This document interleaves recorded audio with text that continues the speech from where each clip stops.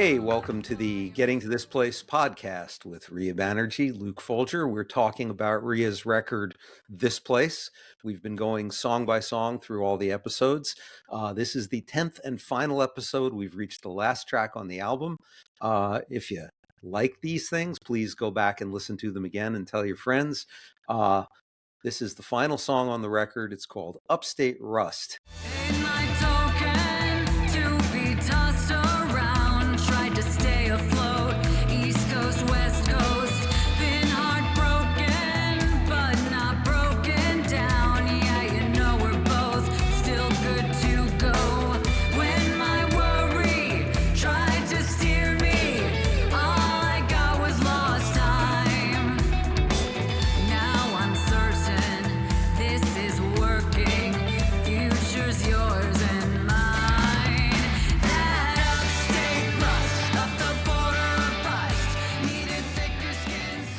And it is a conclusion of the journey that began with Picture Perfect. It's a geographic journey, a musical journey, an arc of a story that traces Reeya's life through different places and different situations, and distills the essence of those into songs. Luke produced the record and created a lot of the sonic landscapes that change and shift throughout the record. And overall, it's a really cohesive album. It hangs together really well. It's great.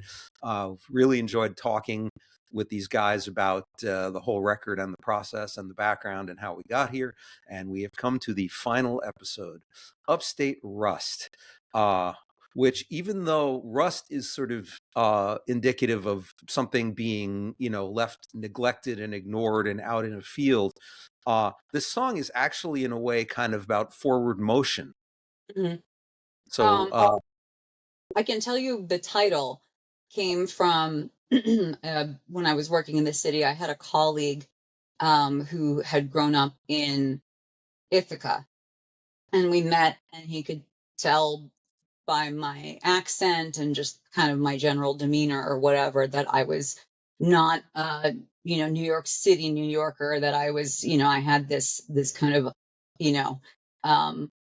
this sort of more folksier, I don't know, kind of vibe. I don't know. I mean, Mark, you know me. I don't know if you'd describe me as folksy, but that was kind of his take on me. And I just remember him saying to me, one day, he was like, he's like, I just feel so comfortable with you because we kind of have this upstate connection. You've got that upstate rust about you.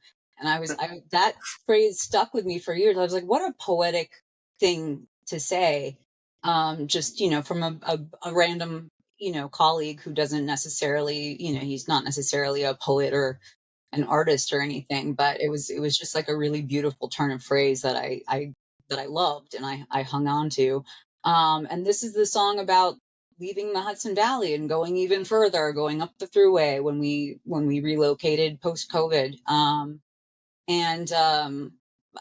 think, Luke, we can speak. We were kind of joking about like, what is the feel of this song? Like dancing into the uncertainty of the future, and we're adults. Like, this is a very adult decision we had to make to leave where we had lived for so long, where we'd lived for 2 decades, because just circumstance and what happened in the world. And, okay, we're going to embrace it. It's a new opportunity. And yeah, we're leaving stuff behind. We're leaving people behind, but we can, we're not losing those people. They're not that far away, and there's more to be found. And then I also, I think the other direction I gave him was, arena rock. I think I just texted you over and again, arena rock. I want arena rock. So much reverb. It was just like, let's do more. Yeah. I was finding clips of U2 shows, and I was like, the reverb in this performance of With or Without You, that Bono. And speaking of Bono and U2, this is also the U2iest song. Oh yeah. On the album. It's got a certain stomping kind of, I think of that Adam Clayton kind of bass line, especially the choruses. And also, I mean, partly because you play off of the word rust, and in such a, I mean, what could be a very ham-fisted way, because it's a strong punch. You got rust, bust, dust, must. That when you stack lyrics like that, it can very often kind of be a bludgeon. But in this case, the way you pair it with the beat, and you just kind of, it's driving. You get the sense of like we're in the car on the throughway, and here we go. Yeah. Yeah. I'm That's my hoping this favorite is. passage. Yeah, I'm Go ahead, hoping that this Luke. What is were you a saying? song that'll get people dancing. That's my hope. There you go. Funny thing, when we just had the instrumental demo for this and we didn't have the words yet, I was listening through them all, and Tim, my partner, walked in the room and he was like, "Well, which U2 song is this? I don't know what album is this off of?" And I was like, "Success, we did it." Yes, we did it. So So, that, Luke, was that your intention? I mean, did you literally say, okay, we want you to, we're going I think I going all in on that? instructed you. Yeah. I think I said, "Luke, I want you to write a U2 song, but Yeah. not write a U2 song." U2 kept coming up, and this is the most on the nose for like the guitar tone with the U2 thing. Very the But edge. yeah, but it's also like just like a great, it's so victorious and like energetic. Like most people that I talk to like remember this one the most. And I like how like we've moved to so many different locations by the time you've gotten to this song, and this one's kind of a like the less resistance to upheaval, and it's this cool like participating in the upheaval and really saying yes to it. And I don't know, I think it ties things off nicely because we've all Yeah. been in that situation. Things come up that are out of our control, and like if you can go with it gracefully, like it's Yeah. way more. And it leaves you pleasing. on a high, kind of. I mean, a lot of records, Yeah.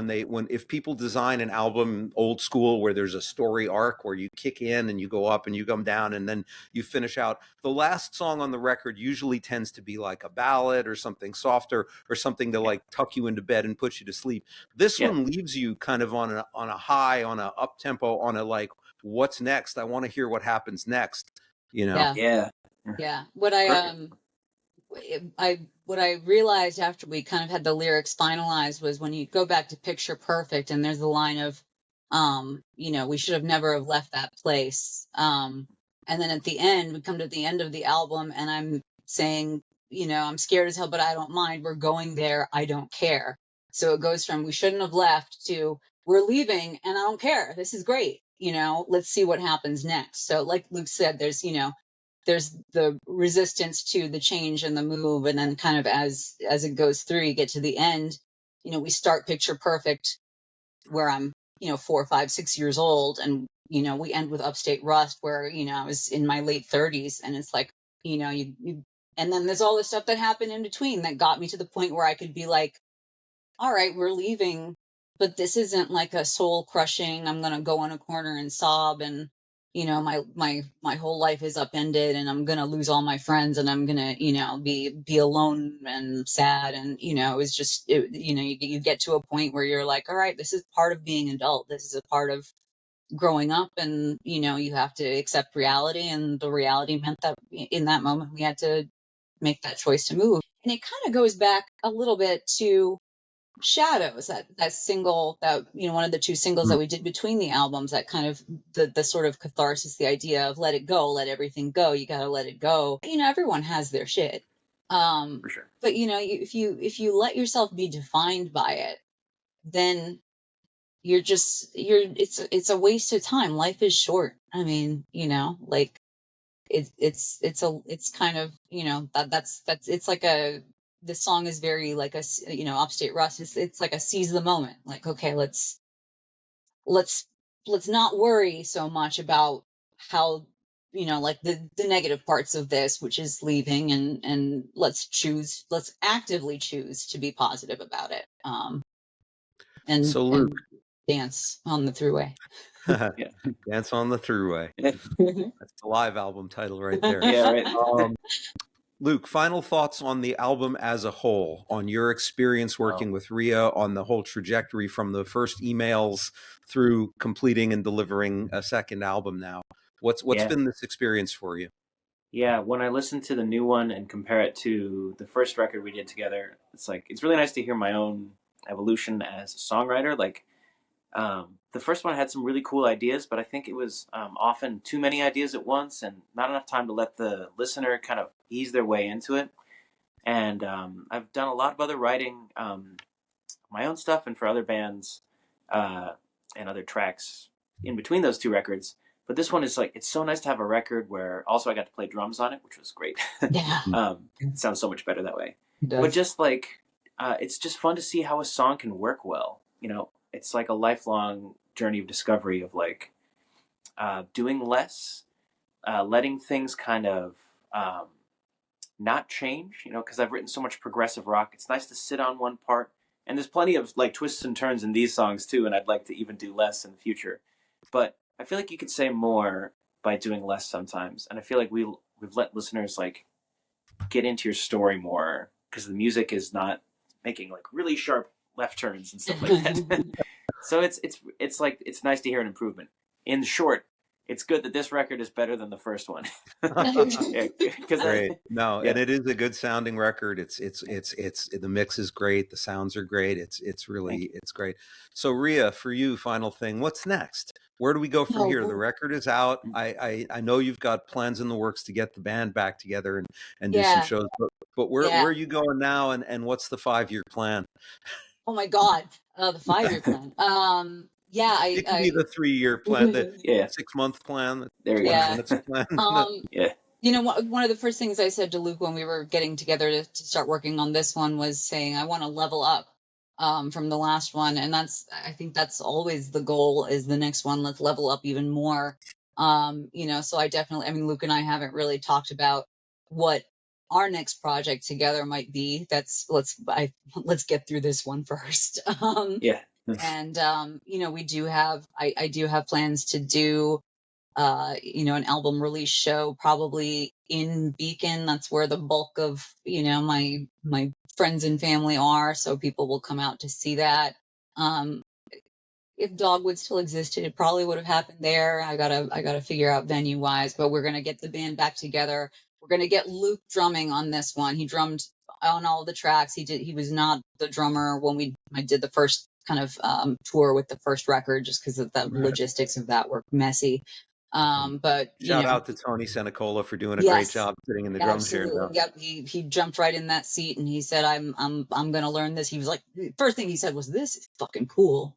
I can't wait to learn how to play this." And then he got really into it. Yes. So thank you, Tony. That was for jumping in and taking on that challenge. And then yeah, you know, so it'll be cool to have Luke, you know, in there playing playing the drum parts that he wrote, and just to kind of have that you know be able to have to share this a little bit with him more than I was able to share the last release with him, you know. So you know, and we'd love if we can get more shows after that, you know. XYZ, we'll see where that takes us, but definitely we have an album release show on the docket for after it officially comes out. You know, James Rubino, who is my longtime friend, collaborator, little brother figure. I was hanging out with him last summer, and that was when I was still in Chattanooga, and as far as I knew, was going to be there for, you know, a couple, 3 more years. And he was like, "Wouldn't it be cool to you know, not like take a complete departure from the Luke and Reeya stuff, but he's like, what if we did like a short, like an EP, and it's very swampy and like Credence and Hmm. yeah. you know, you know, kind of that swampy Some Girls era of the Stones, and have, you know, and have you write like, because it would also be kind of a logical next step from this place to be like, let's write some songs about being in the South and Chattanooga and the Tennessee River and the, you know, kind of being, Hmm. you know, and all, you know, there's a fish out of water element to that too. But just like, wouldn't it be fun to do, you know, like 3 or 4 songs that are just like swampy and are about that kind of, you know, that experience. So we've been kicking around ideas, you know, but again, it's a lot of like pie in the sky, like we'd love to do this, but let's get this one out, because I'm really like, you know, I've told you this, Luke. I am so proud of this record. Yeah, And really can't wait for people to get their ears on it. And then same. you know, the people who have heard it so far. I mean, Mark, it's great to hear you say that you really dig it, and you know, the other people I've shared it with, kind of the inner circle who get the preview. You know, I'm getting a lot of really great feedback already. So, you know, I want to do the release part of this, I want to do it justice. I want to make sure it gets the attention it deserves. So I'm looking forward to that process as well. Clearly, you Yeah. have a trajectory. Clearly, you're going forwards. There's going to be more music from you, from Yes. Yeah. from Yeah. Luke, from Reeya, from Luke and Reeya, from James, Luke, Reeya, and James, and Dream Reeya and team. Luke. I'm Yep. sure it'll be a great thing to look forward to. Well, that brings us to the conclusion of the podcast. Hopefully, we got to this place for all of you listening. If you hung in with us through all 10 episodes, thank you very much. We appreciate it. I know Reeya appreciates it.